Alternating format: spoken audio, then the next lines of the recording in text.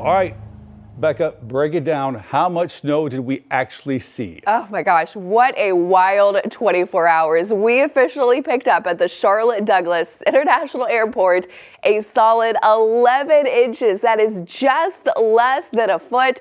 The snow, of course, started around this time yesterday, and it never stopped, and it was a lot of the heavy bands of snow, and we were warning you this time yesterday morning that those snow totals, the way things were looking, were going up. So on the weather impact alert scale timeline, we're here. We've got snowy roads, very cold temperatures, bitter cold as we go into Monday as well, with single-digit temperatures expected.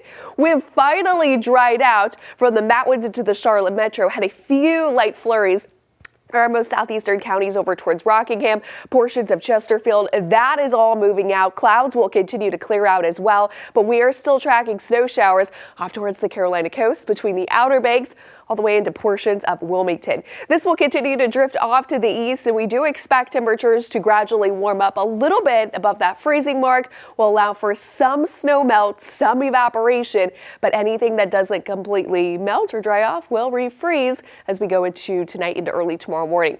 15 degrees out there here in the metro, 12 in Statesville, 3 over towards Jefferson, but factoring any wind, it feels like 3 here in Charlotte, feels like 9 over towards Rockingham, and 5 over towards Salisbury. So if you were out enjoying the snow today, we've got sunshine back into the forecast, but it is going to be cold. Noon, 26 degrees with high temperatures in the lower to middle 30s. Again, this will allow for some snow melt, but we have that potential for refreezes each and every night going into this week. I've got those details on my full forecast in just a few minutes.